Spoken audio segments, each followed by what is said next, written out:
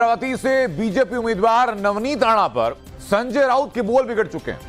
संजय राउत ने नवनीत राणा को नाचने वाली कहा कि मुकाबला नाचने वाली से नहीं है। शिवसेना के नेता संजय राउत वो कह रहे हैं कि हमारी लड़ाई किसी डांसर से नहीं है। नवनीत राणा बीजेपी के प्रत्याशी हैं। अपने बयानों को लेकर के, हनुमान चालीसा वाले पूरे प्रकरण को लेकर के वो सुर्खियों में रही हैं, विवादों में रही हैं। एक बड़ी लोकप्रियता उस पूरे इलाके में नवनीत राणा की समझी जाती है। नवनीत राणा को इस बार बीजेपी की तरफ से प्रत्याशी बनाया गया, लेकिन संजय राउत अपनी राजनीतिक प्रतिद्वंदिता के चलते क्या कमेंट कर रहे हैं ये अब सामने है। अब ये पब्लिक की प्रतिक्रिया भी सामने आनी बाकी है कि वो ऐसे आरोपों को या ऐसी तौहमतों को या को स्वीकार करते हैं या नहीं करते हैं। लेकिन संजय राउत का यह कहना कि उनका मुकाबला किसी नाचने वाली से नहीं है, किसी डांसर से नहीं है, एक लोकतांत्रिक प्रणाली में किसी भी प्रतिनिधि की गरिमा को नीचा करने वाला साबित होता है। बीजेपी प्रत्याशी नवनीत राणा को लेकर के संजय राउत के बोल और संजय राउत के बयानों को लेकर के ये 4 तस्वीरें आपको दिखा रहे हैं। कई लोग ये मान रहे हैं कि संजय राउत का यह बयान अब सेल्फ गोल हो सकता है, क्योंकि रवि राणा, नवनीत राणा के पति, मौजूदा विधायक और रवि राणा के द्वारा भी इस पर तीखी प्रतिक्रिया दी गई, जो नवनीत राणा का अपमान संजय राउत ने बयान देकर किया है। ही लढाई बळवंत वानखडे आणि ती नाची जी आहे कोणी तिच्याशी नाही आहे, डान्सरशी नाही आहे, बबलीशी नाही आहे। ही लढाई मोदी विरुद्ध महाराष्ट्र आहे, लक्षात घ्या। ही लढाई मोदी विरुद्ध महाराष्ट्र, ही लढाई मोदी विरुद्ध उद्धव ठाकरे, ही लढाई मोदी विरुद्ध शरद पवार, ही लढाई मोदी विरुद्ध राहुल गांधी है। तो संजय राउत कह रहे कि लड़ाई मोदी वर्सेस राहुल गांधी है, तो नवनीत राणा के लिए बयान दे रहे हैं। इस बयान पर जब सवाल पूछा गया तो अपने विवादित बयान पर संजय राउत कायम है। वो कह रहे कि मैंने पार्लियामेंट्री शब्दों का इस्तेमाल किया है, कोई मुझे मराठी भाषा ना सिखाए। अब ये भाषा काट दी जा रही है, मराठी भाषा की आड़ लेकर के संजय राउत कह रहे कि मैंने कोई अनपार्लियामेंट्री, संसदीय, गैर सम्मानजनक शब्दों का इस्तेमाल किया ही नहीं। मैंने जो शब्दों का इस्तेमाल किया वो पूरी तरीके से संसदीय भाषा के, संसदीय गरिमा के अनुरूप हैं। तुम्हाला उल्लेख काय केला माहिती आहे का? सांगलीवर बोला। मी अत्यंत पार्लमेंटरी शब्दांचाच उल्लेख करतो। मला मराठी भाषा कोणी शिकवायला नको। मी 40 वर्ष बाळासाहेब ठाकरेंबरोबर काम केलेला माणूस आहे एकमेव। मी पत्रकार आहे, मी संपादक आहे। मला कोणी मराठी भाषा शिकवू नये। तो इस सेल्फ डिफेंस में इस वक्त संजय राउत है, वो कह रहे हैं कि मुझे कोई मराठी भाषा ना सिखाए। वो बाला साहब ठाकरे का उदाहरण दे रहे हैं। वो कह रहे हैं कि मैंने 40 साल तक उनके साथ काम किया है।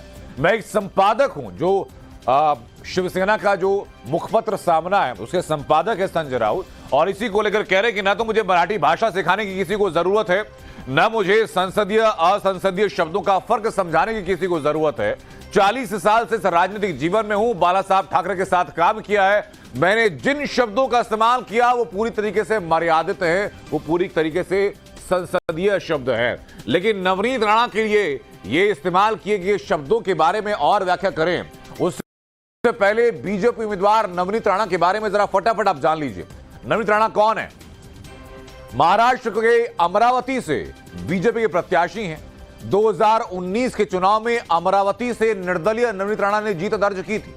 उसके पहले के चुनाव में एनसीपी से लड़ चुकी हैं नवनीत राणा। 14 में लोकसभा चुनाव में अमरावती से हारी थी, 2019 में निर्दलीय लड़ी तो जीती, और 2024 में बीजेपी की तरफ से अमरावती से प्रत्याशी हैं। नवनीत राणा का बैकग्राउंड यह है कि राजनीति में जब वो दाखिल हुई उसके पहले Telugu film industry, Kannada film industry, Malayalam और पंजाबी फिल्मों में काम कर चुकी। मुंबई में एक पंजाबी परिवार में जन्म हुआ। उनके पिता सेना में अधिकारी, और उसके बाद रवि राणा से उन्होंने विवाह किया। रवि राणा पहले से सार्वजनिक जीवन में थे। रवि राणा के साथ विवाह करने के बाद 2011 में शादी, और 2014 में अपना पहला चुनाव एनसीपी की तरफ से नवनीत राणा ने लड़ा था, लेकिन हारी थी। 2019 का चुनाव जब नवनीत राणा ने निर्दलीय लड़ा तो वो जीती, और इस बार 2024 का चुनाव बीजेपी के प्रत्याशी के तौर पर चुनावी मैदान में है। संजय राउत ने नवनीत राणा के ऊपर यह बयान दिया तो नवनीत राणा के पति रवि राणा वो जवाब दे रहे हैं। उन्हें पलटवार किया और संजय राउत का बयान निचले दर्जे का है। कह रहे कि संजय राउत का बयान देश के मान है। उन्होंने कहा कि संजय राउत का बयान सभी महिला कलाकारों का अपमान है।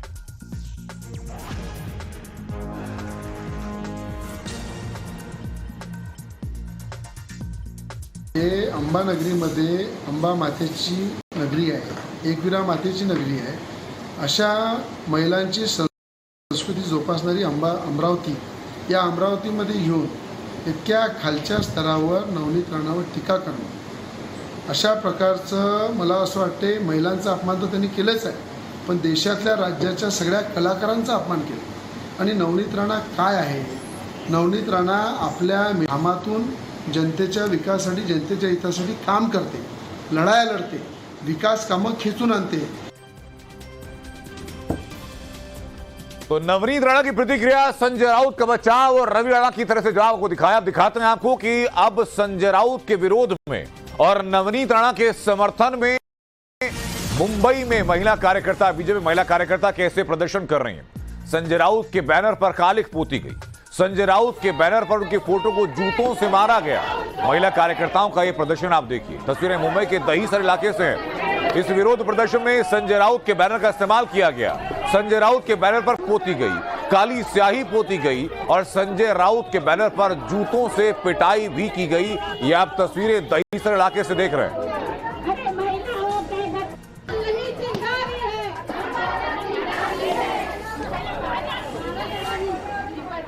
अपने बचाव में संजय राउत कह रहे हैं कि मुझे मराठी भाषा सिखाने की कोई जरूरत ना करे। मैंने 40 साल राजनीतिक जीवन में बिताए हैं, लेकिन उनको एक संदेश तो महिला कार्यकर्ताओं ने, बीजेपी महिला कार्यकर्ताओं ने सिखा दिया है। ये तस्वीरें आप सामने देख रहे हैं। हमारे सहयोगी राकेश त्रिवेदी जुड़ चुके हैं। राकेश, दोनों पक्ष हैं। एक पक्ष संजय राउत का जो कह रहे हैं कि उन्होंने किसी भाषा का इस्तेमाल नहीं किया, तो दूसरा पक्ष ये सामने दहीसर इलाके से, जहां संजय राउत के बयान का जवाब उनके फोटो पर कालिख पोतकर और जूते मारकर दिया जा रहा है। जी बिल्कुल, देखिए यहाँ पर एक बात और मैं बताना चाहूंगा कि संजय राउत शायद ये बात भूल चुके हैं कि बाला साहेब ठाकरे या उद्धव ठाकरे जिस मातोश्री में रहते हैं, वो मातोश्री जिस इलाके में है, उस सोसाइटी का नाम कला नगर है। मुंबई में ये कला नगर में ये निवास उन लोगों को सरकारी स्कीम में दिया गया था जो कलाकार बैकग्राउंड से आते थे, जो आर्टिस्ट हुआ करते थे। और वही बैकग्राउंड से जहां से शिवसेना है, क्योंकि वो एक व्यंग चित्रकार थे, वहां से वो एक चित्रकार थे, फोटोग्राफर थे, अलग अलग कलाकार के रूप में जब वो थे, तब उन्हें वो मकान वहां पर सरकारी जो स्कीम है उस इलाके में दिया जाता है। और वही संजय राउत जो इस तरीके से किसी कलाकार का अपमान करते हुए दिखाई देते हैं। दूसरी बात, ये वो संजय राउत हैं जो जनता के बीच में जाकर के चुनाव नहीं लड़ते। वो राज्यसभा में जाते हैं, वो विधान परिषद में कभी जाते हैं, लेकिन वो लोकसभा की तरह या विधानसभा की तरह चुनाव नहीं लड़ते, भले उनका राजनीतिक जीवन ऐसा रहा हो। तो एक तरफ उनका वक्तव्य, एक संपादक होने के नाते वो कहते हैं कि मराठी भाषा के जानकार होने के नाते जो महिला को लेकर के जो उन्होंने बयान दिया है, उसका सभी तरफ से जो है कहीं ना कहीं उसकी निंदा की जा रही है, उसको लेकर के जो है खेद व्यक्त किया जाएगा। लेकिन अब तक बड़ी चौंकाने वाली और दुखद बात यह है कि खुद संजय एहसास नहीं है, वो अभी भी माफी मांगने को तैयार नहीं है और वो अपने बात पर अड़े हुए। यही वजह है राकेश, यानी कि जो लोग जैसे कि संजय राउत खुद, जो अब तक सिर्फ पार्टी आलाकमान की कृपा दृष्टि से राजनीति में टिके हुए हैं, वो एक ऐसे व्यक्ति को संदेश देना चाह रहे हैं जो खुद निर्दलीय चुनाव जीत कर आया है।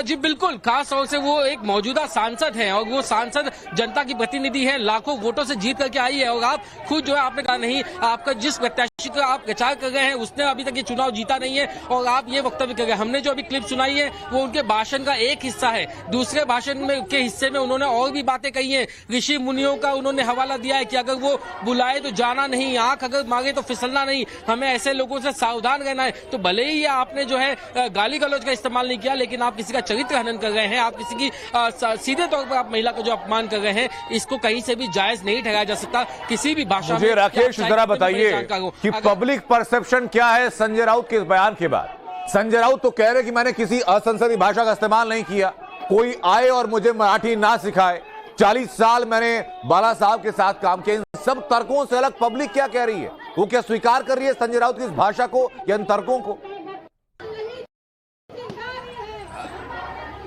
देखिए, पब्लिक में अगर जो एक छोटा सा तबका है जो शिवसेना के कार्यकर्ता हैं, संजय राउत के फॉलोअर्स हैं, वो उनके ऐसे बयान पर ताली बजाते चीखते जैसे कि उस वीडियो में सुनाई देगा, जो कि न के बराबर है नगण्य है। लेकिन आमतौर पर पब्लिक एट लार्ज जो है वो ये मानती कि अगर चुनाव हो तो गरिमा के साथ हो, प्रचार हो तो गरिमा के साथ हो, कम से कम राकेश, वापस आऊं आपके पास। इस वक्त बीजेपी नेता किरीट सोमैया हमारे साथ जुड़ चुके हैं। सर, मैं पहली प्रतिक्रिया जानना चाहूंगा संजय राउत के इस बयान को लेकर, जो संजय राउत ने नवनीत राणा को लेकर दिया, और अब सफाई ये कि उन्होंने किसी असंसदीय भाषा का इस्तेमाल नहीं किया।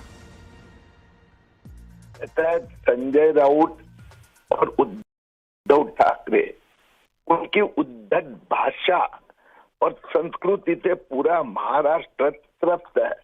अब जब उनके ध्यान में आ गया है कि उनके पास बोलने के लिए कुछ नहीं है, तो कभी मोदी जी के बारे में, कभी नवनीत राणा के बारे में, कभी किरीट सोमैया के बारे में क्या क्या गालियां ही न उपयोग करते हैं, क्योंकि उनके ध्यान में आ गया कि महाराष्ट्र में से 48 में से 40 से ऊपर भाजपा को मिलेगी, मोदी 400 के पार जाएंगे। और इसके लिए मैं भी ये संजय राउत की इस प्रकार की जिन्होंने हरकतें से हम ध्यान नहीं देते हैं, हम हमारे आगे बढ़ रहे हैं, अब की बार 400 पार। सर, मुझे बताइए कि आपकी एक देश की मौजूदा सांसद और आपकी प्रत्याशी के बारे में ऐसे शब्दों का इस्तेमाल किया है, क्या बीजेपी आधिकारिक तौर पर चुनाव आयोग से शिकायत दर्ज कराएगी? वो तो कराएगी, लेकिन मेरा यह कहना है कि गए 2 साल से संजय राउत इससे गंदी भाषा, विचार, आचार और उद्धव ठाकरे उनका समर्थन करते हैं, तो इनको तो जनता ही सबक सिखाने वाली है। अभी उद्धव ठाकरे, किरीट जी, पब्लिक ये सवाल पूछ रही, सर पब्लिक ये सवाल पूछ रही कि जो आदमी खुद आज तक चुनाव नहीं लड़ा, जो कि विधान परिषद और राज्यसभा के भरोसे राजनीति में है, वो एक चुनाव लड़ने वाले प्रत्याशी को नसीहत क्यों दे रहा है? वास्तव में प्रधानमंत्री जी के बारे में भी इस प्रकार से इससे हल्की भाषा में उपयोग करते हैं, तो चुनाव आयोग को तो भारतीय जनता पार्टी निश्चित लिखेगी। लेकिन मैं तो महाराष्ट्र की जनता को और देश के लोगों से अपील करूंगा कि इनको ऐसा सबक सिखाओ कि उद्धव ठाकरे की बच्ची खुची सेना है ना जी, वो भी बिखर जाए। बिल्कुल, बहुत शुक्रिया सर आपको हमको जुड़ने के लिए। और ये तस्वीरें आपको दिखा रहे हैं हम, नवनीत राणा पर विवादित बयान संजय राउत का, उसके बाद महाराष्ट्र में कैसे तेज हुआ घमासान।